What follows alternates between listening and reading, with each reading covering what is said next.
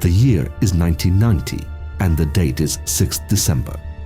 Then the small Bulgarian village of Tsarichina, located next to Sofia, becomes the center of one of the biggest mysteries in modern Bulgarian history, because on this date begins the secret military project Operation Sunbeam, led by the Bulgarian army, involving the participation of psychics, geologists and other specialists. The aim of the project, according to the official version, is to unearth archaeological finds, but those familiar with the case claim otherwise. According to them, the excavation was looking for an ancient artifact or even traces of an alien civilization. At the center of this project stands Elisaveta Loginova, known as a contactor. She claims to receive instructions directly from extraterrestrial beings. Loginova becomes a key figure in the project, recording numerous messages and signs that later remain undeciphered. In addition to her, several senior military officers were involved in the project, including General Ivan Dinev. They worked together under the strict supervision of the Ministry of Defense. But let's start at the beginning. The excavations began in the frosty December of 1990 with great enthusiasm and anticipation. The team began digging in the center of Tsarichina, following specific instructions received from Loginova during her psychic sessions. The project is shrouded in secrecy, and the tightly fenced and guarded perimeter further fuels speculation and rumors among locals and the media. Over time, excavations reveal strange structures underground, well-formed walls and arches that appear to be part of an already existing tunnel. Some claim that up to 100 meters deep, the military is not actually digging, but clearing an already existing tunnel whose origins remain unexplained. Operation Sunbeam continues in Tsarichina in full force, and excavations are revealing more and more strange structures and phenomena. As the mysterious finds grow, the first conflicts begin to emerge. Within the team, disputes arise over the interpretation of the signs and instructions received from Loginova. Some members express doubts about the authenticity of her contacts with the aliens and the goals of the project. At the same time, locals and the media begin to speculate and spread rumors about what is happening behind the enclosures. Loginova and leading senior officials manage to quell the squabble. As a counterpoint to the accusations, more psychics are brought into the project, and along with them, Elisaveta begins to sense a strong energy at the site, which she believes is evidence of the presence of something extraordinary underground. A few days later, a group of military men lay siege to the home of the world phenomenon, Slava Sevryukova. They bombard her with questions about the site. What will they find, they ask? King Samuel's treasure, a skeleton of an unknown sapiens, or something unknown to the world until now? The phenomenon, however, directs them to halt the Tsarichina expedition. Look, I don't like this thing. It's dangerous. You say a door to space. Yes, one of the universal passages is indeed there, but the site is perfectly protected. Listen carefully. Think about it. Its time has not come. I am telling you, it's a huge risk. Give it up. What will you find, you ask? There will be a sacrifice. A sacrifice. However, instead of deterring work on the site, this seemed to force the excavation even further, which gives the first results. A stone eagle was discovered, its left wing folded and bent, like two spiral loops twisted together, resembling human DNA. The right wing ends in a lion's paw. This artifact is unparalleled in world archaeology. This is an unprecedented find about which science is silent. Also unearthed is a huge stone orb, perfectly rounded, smooth, polished to a shine, covered with a massive granite slab. The engineers have struggled in every way to move it, with ropes, pulleys, skewers, levers. But the slab has not budged. Suddenly, with a touch in a certain part of the slab, it gracefully twisted with ease and opened a passage. A special team of chemical troops in protective suits penetrated it first. Here's what Dr. Dimitar Sirakov, who was involved in the operation, later shared about that moment in an interview. The special team decontaminated the space so that we could continue down secured. But we couldn't even take a step because in front of us stood up. No, I'm not allowed to talk about that. I'll just share that and that's it. Amazing relics, embalmed remains, wonderfully preserved. That's it. Enough said. Let science and the future have its say. It was at this time that Sevryukov's predicted sacrifice was given. The contactee Marina Naplatanova dies under unclear circumstances.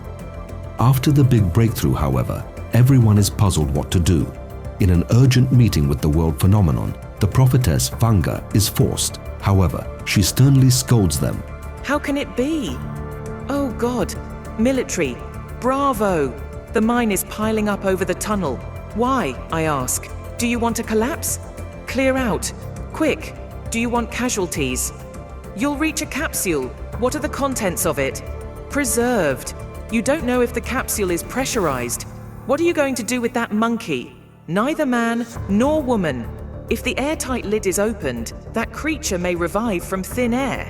What are you going to do, I ask, when that thing wakes up and talks? Dr. Dimitar Sirokov continued his story that they then found a passageway through which they began to spiral down. One day they came to a strangely carved stone column, behind which a massive hall was revealed. The capsule in question was probably waiting for them there. However, the column was inscribed with unintelligible characters. An arch-shaped opening stood out before them.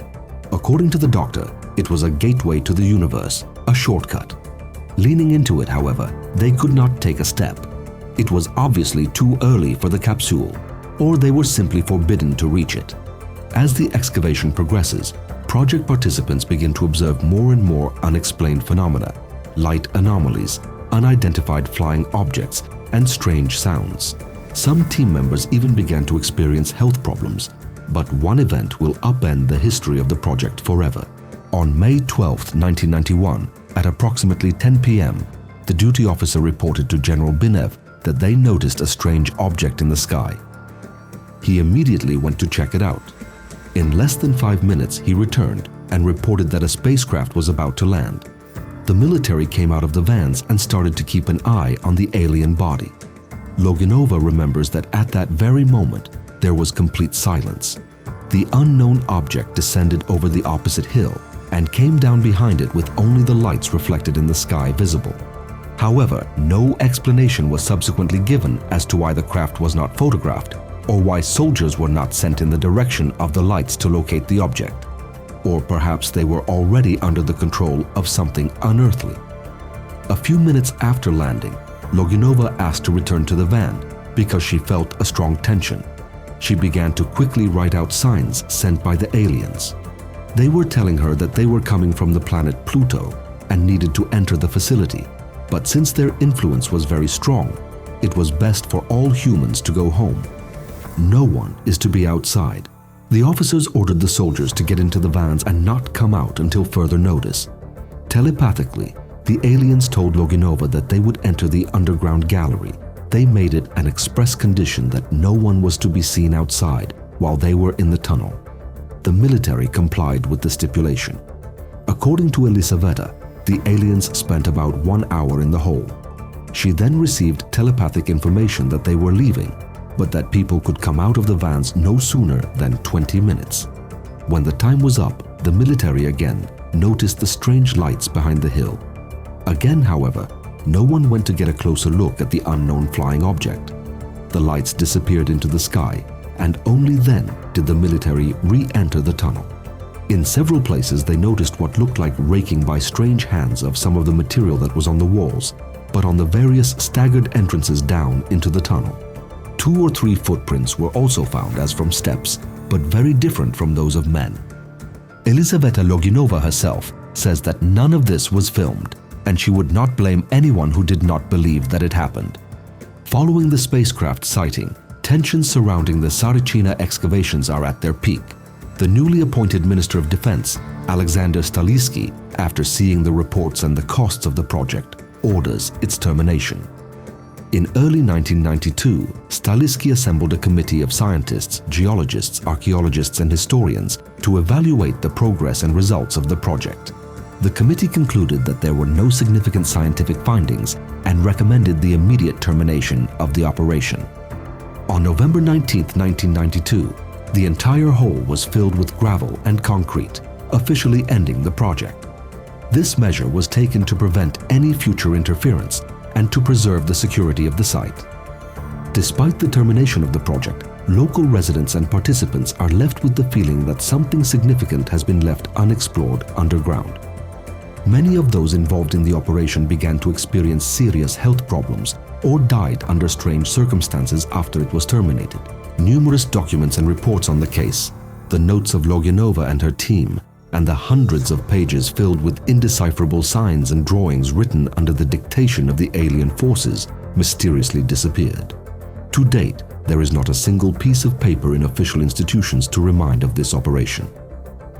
Many people believe that there are still secrets hidden underground that could change our perceptions of human history and alien civilizations. After Operation Sunbeam has been terminated and the hole in Tsarichina has been filled, there remains a sense of unfinished business and many unanswered questions. According to Loginova, the project was aimed at discovering a prehistoric creature with unique characteristics that could shed new light on human evolution. According to others, beneath the thick concrete lies an alien genetics lab. At the moment, on the site of the Tsarichinska hole, Project Slava or Sunbeam, there is a deserted and empty meadow with a stone on it and the inscription, "The Hole." A stone that, if it is not there in any way, you would not know that this was one of the most secret missions in Bulgaria in the early 90s. To further make the connection between the military and ET influence, we recommend our video on how we secretly serve the aliens. Click the video on the screen and we'll be back together in a second.